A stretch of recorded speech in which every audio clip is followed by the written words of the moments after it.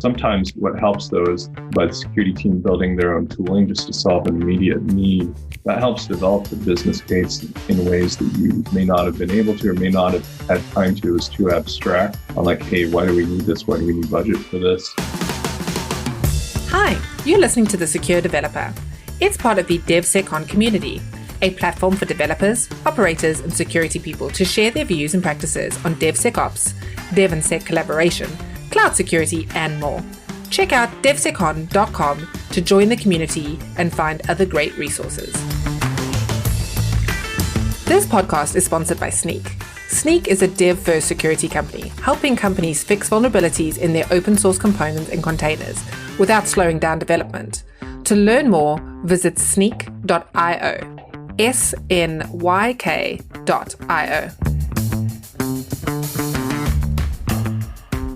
On today's episode, Guy Podjarny, president and co-founder of Snyk, talks to Kyle Randolph, chief security officer and VP of security, privacy, compliance, and assurance at Episerver. Kyle has 18 years of experience scaling security teams and security services. He built a security team from scratch at Citrix, hardening everything from terminal service kernel drivers to COM clients. Kyle sandboxed everyone's favorite malware delivery agent at Adobe and built authentication services at massive scale at Twitter. Most recently, Kyle has been focusing on growing security and privacy at Optimizely, which serves JavaScript on many of our favorite websites. Episerver recently acquired Optimizely, where Kyle's scope has expanded to CISO and leading the trust org for the combined organization. Hello, everyone. Welcome back to The Secure Developer. Today, we have a very special episode. We actually have with us on the show Kyle Randolph, who today is the Chief Information Security Officer at Optimizely.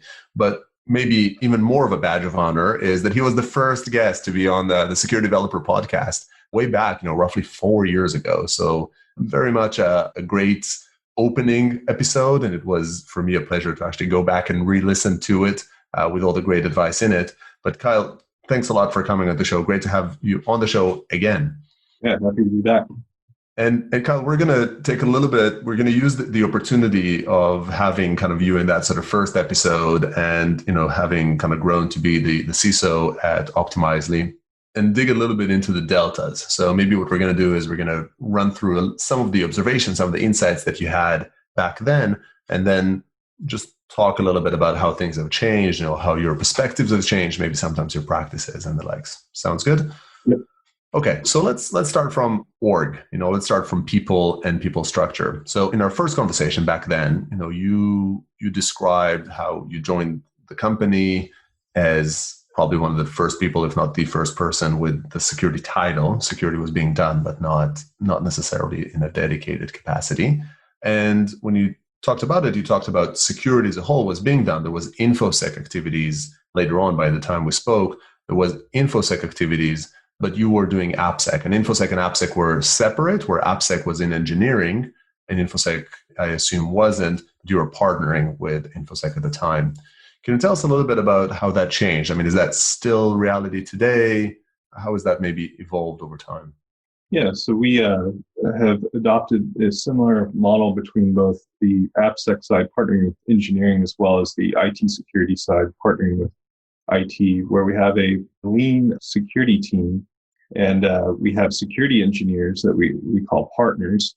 And so like for each engineering team, we have a security partner assigned. And then for the IT team, we have a security partner assigned. And these teams own their own security and also their privacy and compliance. But the security partner is the governance layer and the advisor to them to help them figure out, okay, out all these things we could and should be doing for security, how do we figure out what to focus our resources on and what to do first and how to do it the right way to meet the security expectations as well as the other business objectives that engineering or IT have for business. Interesting. So, and is the organization now combined? Is it one group and then has that partnership model? Yeah, we have one group. We call it security, privacy, compliance, and assurance. And this core group is the governance layer for all security for the company, both on the engineering side, the infrastructure side, as well as the product infrastructure side and the IT infrastructure side. That's cool. I think I like the model. It sounds similar to people partners or sort of HR/people partners, right? Or sort of finance partners. Is that the right way to think about it? It's a central organization that is a service provider to these other parts of the org. Yeah, they're the service providers and the subject matter expertise and the governance layer. And then we want to, as much as possible, like we would rather hire more site reliability engineers, for example, and they spend some of their time doing security than we would wanting to staff up on a lot of infrastructure security engineers. It's far more flexible for the business to where you can allocate those folks on security one day, something else another day. And also for the security team, you're not constrained with how do you grow the security team and then how do you manage a larger org. Instead, you can just get as much leverage as possible out of a smaller number of security subject matter experts. Yeah. I mean, I can definitely say the scale model, and indeed it's been proven in the world of HR partnerships and others. Do you find from our relationship with engineering, was it a big difference to technically not have the team report into engineering and move out, or? So one of the challenges you have is just the further away you get from engineering, the more challenging alignment can be across teams within engineering. Okay, that's a little bit harder than the same team. And then alignment across different departments, that can get a bit harder. We're kind of in between where we've reported to the SVP of the security org has reported to the SVP of engineering, and then more recently to the CTO. This was good because you still had the ear of the head of engineering. You were in the room for like the CTO staff. So the other heads of engineering, you're there, you're hearing about what's going on. You can talk about what you've observed across the org and have an impact there. So you're a bit layered deep than if you were totally isolated, but not being embedded in like a particular team, you don't get like pigeonholed too much in one part. You may not have that same visibility like you were lower down in the engineering organization. So I think it's a sweet spot, like still being in the product development organization, but like at the CTO level, as opposed to like reporting to a CIO or CFO or something, but also better than just like being a security team to reporting to an engineering manager or director that may have more limited visibility. Yeah, no, interesting. I agree. It's a good model. In fact, it's actually how we structure it at Snyk in a moment as well, with sort of the security organization reporting into engineering, but at the top of the command chain there. So it means the IT security team is in engineering and they partner with IT, which is outside of engineering? Yeah. So the IT org is separate, and so like you have a sync meeting there similarly, but like the IT team has their own IT security engineers and folks they're like part-time IT security engineers. But we have an alignment across the teams of like what are the security priorities for them and what they work on, and a weekly sync there to stay tuned. So that's like you're a little more removed there, but being a SaaS business where your SaaS product is what you're selling, like you want to optimize for having best security there. And it's not to say we don't have good IT security, but I would like to have the least amount of inefficiency in the product side. So it makes more sense to be engineering and then IT outside. Yeah, I think that makes a lot of sense, and it's interesting. So I guess if I paint this a little bit of the timeline, just as I'm going to try and do, given the sort of the 2 points in time that we have, fundamentally the two aspects of the org remained, but it's just the part that became the center was the product security side, the application security side, and so the IT side, embedded into it. And I fully relate to the fact that while both IT security, both securing the enterprise and securing the product are important. In a SaaS company, probably bigger risks arise from securing the product. And you've actually even mentioned that at the time, talking about how Optimizely, as it grew, became more of a target where if it gets compromised, many websites could get compromised. And I think that aligns well with that view.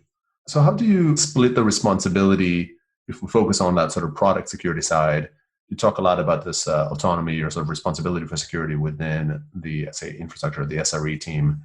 How do you think about the security KPIs or the tracking, the division of security responsibility between your team or so the security engineers and the people they partner with on the engineering side? The line is kind of drawn on like the requirements and the prioritization side. So like the security partner is like, hey, here's my security requirements. And say from like a standard or maybe from best practices or from your threat model, from your risk treatment plan, other sources. And then So here's the things I want to achieve, and here's my preferences on like technology selection. But the SRE org, they're also a stakeholder, and like, well, I may have a different way of like achieving the security goal. That's fine. So there's alignment on the how, and then the development and operations and ownership of that security control afterwards is owned by the SRE team, and they're permitted to make like their own security decisions as long as they're still meeting the security requirements. And we have meetings to make sure we're still aligned, but we want to give more autonomy to the team since they own the stuff to like truly own it, as long as they're aware of the requirements that we have. And as far as KPIs go, so like interesting ones for us are on the risk mitigation side. So like, what are the top risks that we have for the company that apply to this particular team? And a lot of the top risks to the company do end up with the site reliability engineering team, since that's the product infrastructure. And then also for these controls that the SRE team is building. So for example, they have a Kubernetes cluster, and we really want to invest in baking security into this Kubernetes cluster and the other foundational parts in that, like secure defaults for the containers using Terraform. We have Terraform like examples that we know are good with our network security standards. So we can measure like how much is that being adopted? Like, is it out there? It's just out there, but people are working around it, or is like how many of the like projects implied by other engineering teams are actually building on top of this and getting this advantage of security already baked in? So that's actually like a great segue. It's both sounds like a very healthy division between the two groups, and it sounds like the KPIs focus more on kind of the adoption of a security control versus necessarily managing or like rotating on trying to measure the risk reduction that it offers. It's more about the application of the security control, if that's not misrepresenting. So maybe indeed kind of let's veer a little bit into that sort of a tooling side of the fence. So I've got you on record, right? So, in the previous episode, you had this sort of phrase that I really liked, which was a guiding principle. It was for your work. A guiding principle was, if I'm doing something myself, I'm probably doing it wrong, which I loved that sentiment. I think it sort of still holds well to the modern kind of a security approach that scales through the dev. And you described how, from a tools perspective, you would do these lunch and learns, you'd showcase some cool security tools, and you'd sort of keep your fingers crossed that, one of the engineers would pick them up and run with them and think that they're cool. You've already alluded to this a little bit right now, talking about sort of measuring, how well a tool is being embraced. I guess, how has that perspective changed when you think today about security tooling, right, and putting them in? What guides you? What's your sort of methodology there? Yeah, a couple of things that have changed. So the one thing is like before I do the lunch and learns to like show off tools and like generate interest from engineers, and as Optimizely's evolved, like we've brought in much more diverse experience and more experienced engineers, and a lot of them, and again on the SRE side especially, but also on the application development side, folks have had experience at different companies and how they did security, and often at much larger scale than Optimizely or with a very different risk model. And so now it's a really fun thing to do is to talk to folks and talk about like our security challenges, and then hear, well, okay, that sounds like something I solved at another company, and here's how we did it. And they have really, really interesting proposals there, which sometimes come out better than like anything that was even on our radar from the security team. So now just, socializing the problems and seeing what all is out there, and you get more diverse perspectives. I think that's a much stronger place to be. And also like going back to that ownership that the teams have when they feel empowered to have that flexibility that they get to decide on how they want to solve things, as opposed to a security team saying like, you need to use this tool, you need to solve it this way. They feel empowered to like leverage that experience and other ways of doing things that they've seen elsewhere in the industry. So that's what's changed on the tool side. Now, like as far as like tools, what's changed for us, one of the things that's kind of like we're in this transition phase, this is the direction we're just starting to go in, is we have these partners that align with the engineering teams, the site reliability engineering team. And so our like seam between the two often is defining a security standard for a particular security control. So like machine-to-machine authentication or encryption in transit. So historically, what we've done is like, okay, let's get a doc, let's throw all the requirements, and if we have a Airtable with all of the security and compliance requirements, let's put all that down in the appendix, and then let's figure out what do we want to do. Or like maybe we're referencing a CIS benchmark or some other security standard, and let's figure out what makes sense in this org and what doesn't. This is good, but the developers like working in the developer environment, and so why do I got to work in the GitHub doc and work on this document? Like, let's work closer to the code. So like going in the direction of policy as code or configuring the tools, we can have our standards just go straight to code, define them there, and have pull requests on the policies that we set.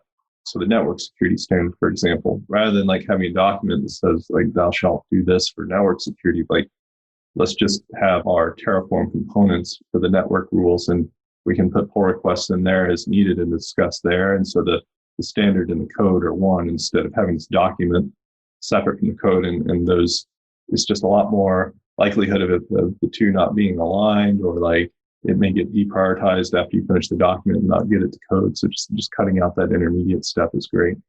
And this is your team that joins in and opens that pull request? It's the security engineering, or is this, again, something built by the engineering teams themselves and the SREs? It's kind of a variety. It may be the SRE writing it and the security engineer providing feedback. Other times it may be the security engineer like, hey, here's what I'm looking for. What do you think? And the SRE folks or the engineers take it to the next level. I would say more often than not, it's the engineers drafting. Once they understand like the requirements, they're the ones drafting it, and then the security engineers reviewing it. I love the kind of drop the middleman a little bit there, with removing the code that describes it, or the sort of the text that describes it, and going straight to code, and the sort of the natural growth in it alongside the developer affinity. I think there's a lot to love about it. I guess what's helping you implement this? You mentioned Terraform. Are there other kind of core tech that you're using to make this happen? Yeah, Terraform is helping as far as like the security scanning. So like we're just starting to like get into more automation of scanning. So like software composition analysis, instead of like asking teams like, hey, go use this tool to do that, more automated governance. Okay, let's go look at GitHub.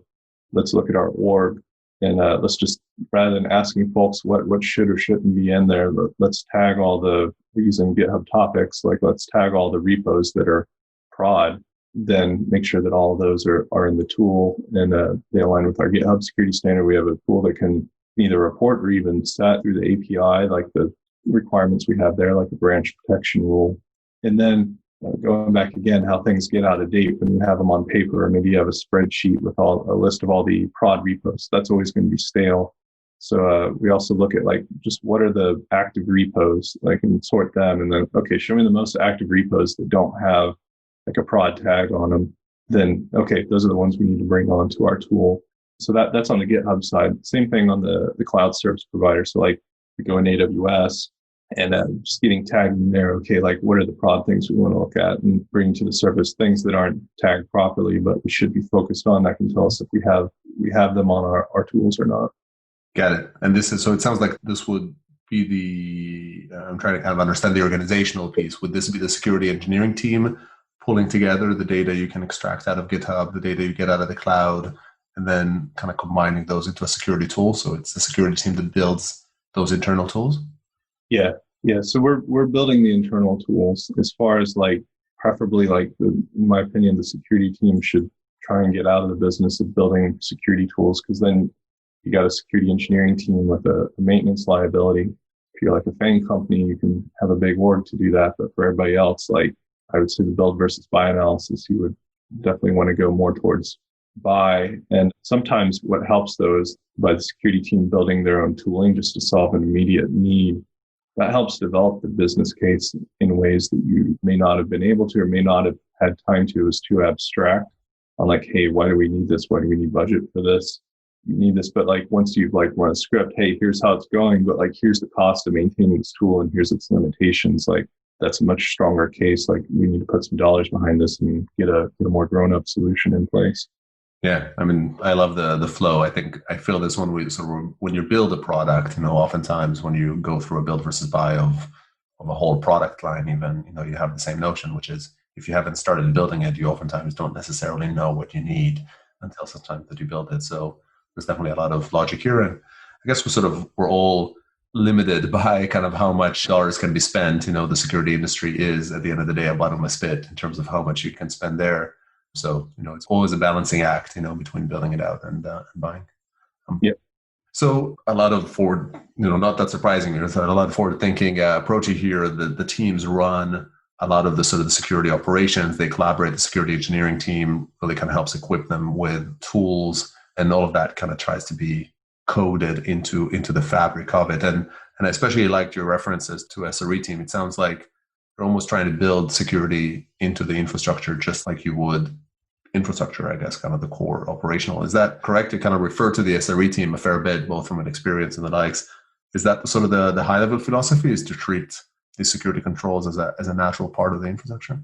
Yeah. So I guess the ideal solution we'd want to get to is where we have this platform that already has all of the security, privacy, compliance controls baked into it. And so then if you're the application developer building new features and products, you already have as much as possible. You're already getting security for free and you don't have to worry about it. You're never probably never going to totally get there, but you can get closer and closer. And so wherever possible. So for example, we have our common controls for this is it's a matrix. It maps to, you name it, compliance. It maps to our security engineering best practices, to our privacy requirements. And so we have about 140 common controls. And then out of those, there's about 80 that we need to do within the product development organization. And so that's very expensive, 80 friggin' controls. Anytime you want to build a new feature, that's not going to fly. So as much as possible, let's push those down into the SRE layer and as low as possible as we can. So that could be building a control by the SREs, or it could be a technology preference, like should you use serverless, or should you use a container, or should you use an EC2 instance, for example. And here's the relative security costs for each of those. There's going to be some additional security overhead depending on what you choose. So the more we've been able to bake into the SRE org, we've brought that 80 number down to where there's, I believe, about 30 controls now that the product development organization, the engineering teams outside of SRE, may need to consider depending on what they're building. And I still see room for a lot more improvement there. Some things are at a layer above the SRE organization. We call it the application platform. So this could be your framework for microservices. Use this, and we know you can, all communication is going to be over TLS 1.2. We focus on maintaining Cipher Suite selection there. We know it use this framework. You already got authorization built in for communicating between your microservices. It also logging, there's so many different layers of logs. Use this framework and you don't have to deal with logging. Other things kind of on the horizon to get that 30 number down more could be customer data deletion, subscribing to a common message bus for that, or over to GDPR, the subject access request, moving more and more of those out so that more developers can just focus on building features. Yeah, no, that sounds awesome. So it sounds conceptually, maybe even practically similar to the paved road concept, right? You documented the best practices or documented the controls required, and then you're creating this sort of application platform that has as much of them embedded into it already. Is that correct?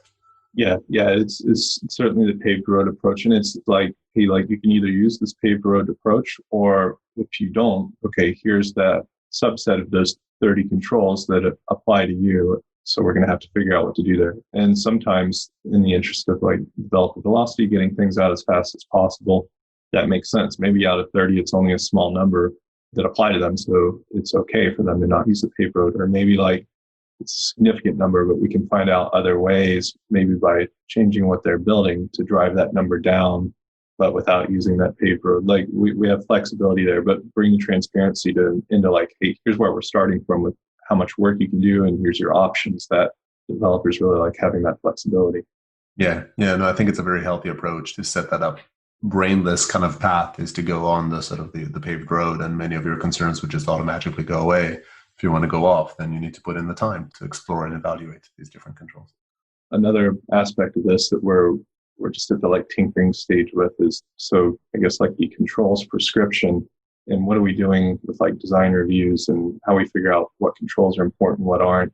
This is not a new notion, but we're just starting to dip our toe into it, is moving away from the design reviews and more to a self-service questionnaire. So okay, you're building a new feature, answer these questions. And today, we dump the questions in the Jira ticket, security engineer reviews that. The direction we want to go is more if this, then that kind of logic, where is your feature collecting customer data? Yes. Okay. Then we're going to create a requirement for you for account deletion or to subscribe to this event bus for it. okay, you're collecting PII. All right, we're going to just go ahead and create a requirement for you for encryption at rest, unless you check yes on using one of these stores that we already know we have encryption at rest by default. So that would also like help cut down on the like security overhead and scale up security engineers more, not being so tied up on design reviews, and also like not being so contingent upon having a design to review in the first place, because not everything has a design doc. Yeah, no, it makes a lot of sense. Definitely a recurring and valuable theme of independence to the teams, to helping them kind of self-provision. So maybe indeed that, is a decent segue. It's talking a little bit about sort of interaction and celebration. So last time we talked about a security community. You described, you had this group of people that kind of self-selected into it. You hang out in a Slack channel, I think was the phrase. You have some weekly cadence. I guess, how has that changed over time? Have you considered or implemented a more formal security champions program? Is it still a community? What does that look like 4 years later? So as far as security champions go, we stayed at the, I would say, the informal and organic security champion program for quite a while, where it's like first joining Optimizely when they were just to start their security program from scratch. There was quite a bit of effort for like inbound marketing. Hey, get folks interested in security and get folks come bringing things to us. And the Slack thing helped out a lot. And then as we grew and the security requirements grew, we needed to get more formalization. So we shifted the effort from that inbound marketing and getting the informal security champions to focusing more on the partner side that I mentioned previously. So we shifted a bit. So just take Slack as an example. Instead of having one security Slack room where anybody interested talks about security, which we still do, but it's more like general security topics or customer requests. Now we have a Slack room, which is like security-team name for each engineering team. And so like that's where we talk specifically about that team's security considerations. And folks, anybody's welcome in the rooms, of course, but typically we have the folks from that team in there, including the product manager, the engineering manager. And that's great to bring more visibility to the team about these topics and not have it get lost in a sea of their general team channel chatter. And they have a place to go where they know that it's going to get attention because they have the security partner paying attention to it. We are just now looking to take our security champion program to the next level, but we detoured more into investing more in the security partner side, but the future is the security partner from the security team plus the security champion from the engineering team. Yeah, it makes sense. And I think it sounds like you're tackling a lot of the sort of the fundamental concept of security champions, which is indeed that partnering approach, and it's just all about the ratios and the right autonomy that the team has, which in your case is quite high. So maybe as those teams, it's not a formal champion or security community program, but rather it's quite embedded. One of the topics that you were the first on the podcast, but definitely one of the early ones for me to hear about was the celebrating success aspect. And you described a security hero T-shirt that you gave to relevant developers that succeeded it.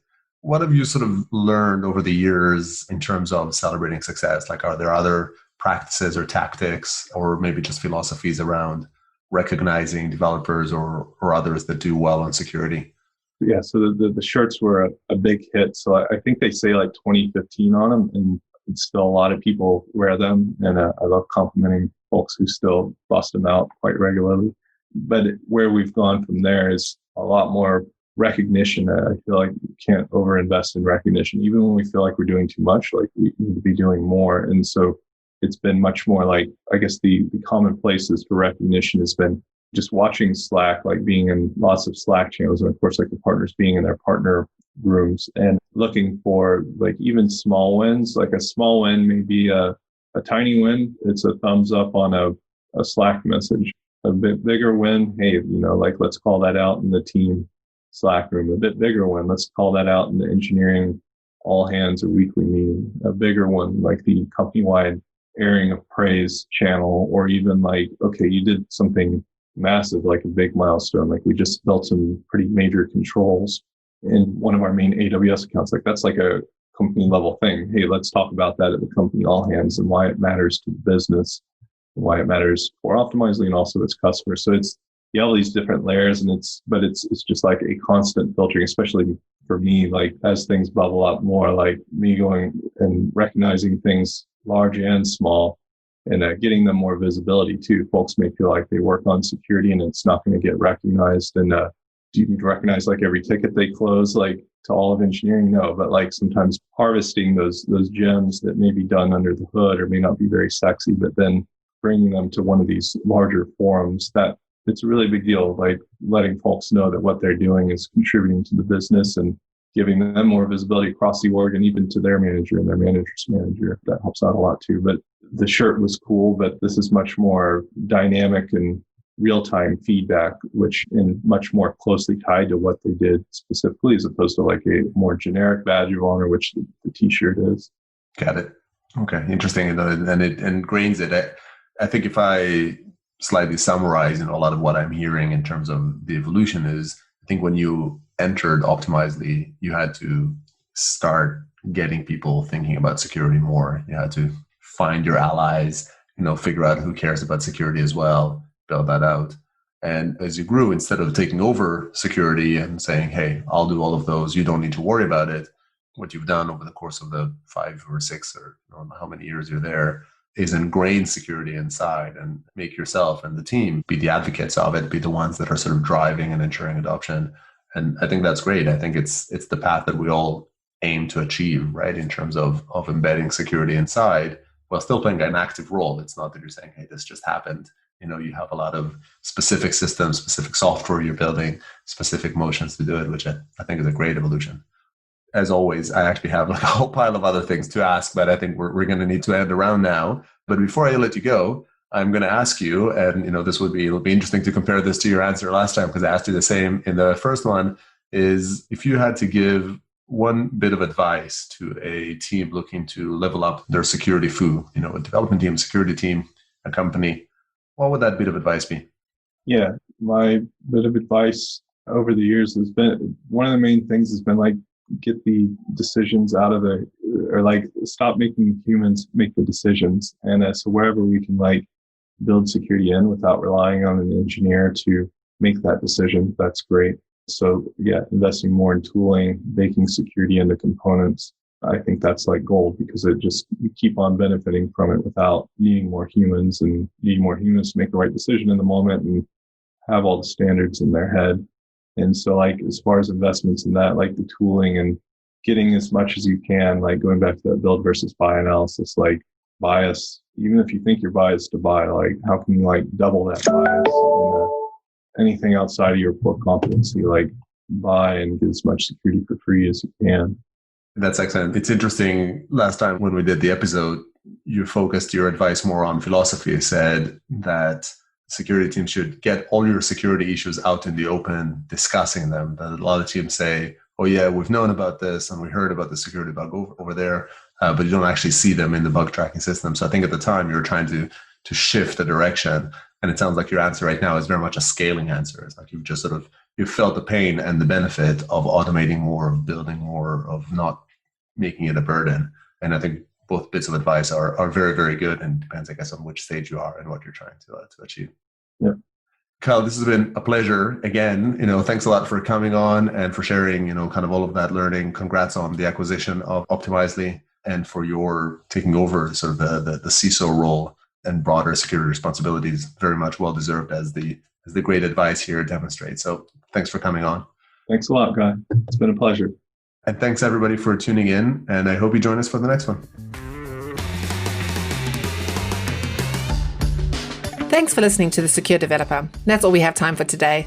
To find additional episodes and full transcriptions, visit thesecuredeveloper.com.